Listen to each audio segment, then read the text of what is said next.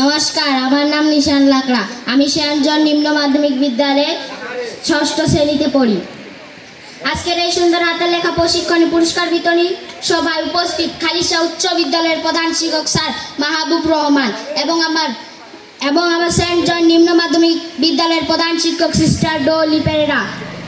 এখানে আরো উপস্থিত প্রশিক্ষক হারুনুর রশিদ স্যার এবং আজকের প্রধান অতিথি পীরগঞ্জের কৃতি সন্তান সাবেক এমপি বীর মুক্তিযোদ্ধা মাননীয় আবুল কালাম আজাদ স্যার এবং আমার সামনে মান্যগণ্য ব্যক্তিগণ, সকলকেই জানাই আমার পক্ষ থেকে আন্তরিক প্রীতি ও শুভেচ্ছা। আমি সুন্দর হাতে লেখা অংশগ্রহণ করতে পারে অনেক কিছু শিখতে পেরেছি, যেমন অক্ষরের গঠনগুলো জেনেছি, লেখার কৌশল শিখেছি, কিভাবে লিখলে পরীক্ষার খাতায় ভালো নম্বর পাওয়া যায় সেসব জেনেছি।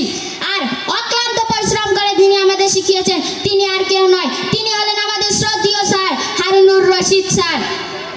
তিনি তার মেধা দিয়ে এবং বুদ্ধি দিয়ে আমাদের এই সুন্দর হাতে লেখা শিখিয়েছেন। আমি তাকে ধন্যবাদ জানাই এবং তার জীবনের মঙ্গল কামনা করি।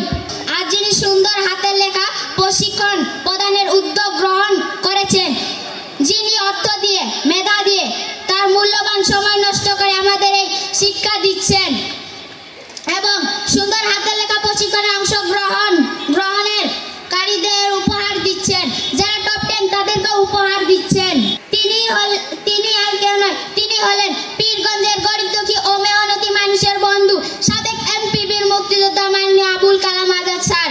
তিনি একজন উদার মনের মানুষ, তিনি হলেন দানশীল ব্যক্তি, দান করায় তার স্বভাব, সৃষ্টিকর্তা দানশীল ব্যক্তিকেই ভালোবাসেন।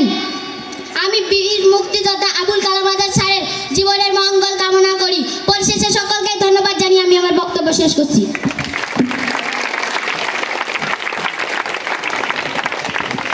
ধন্যবাদ নিশানকে সুন্দর বক্তব্য রাখার জন্য।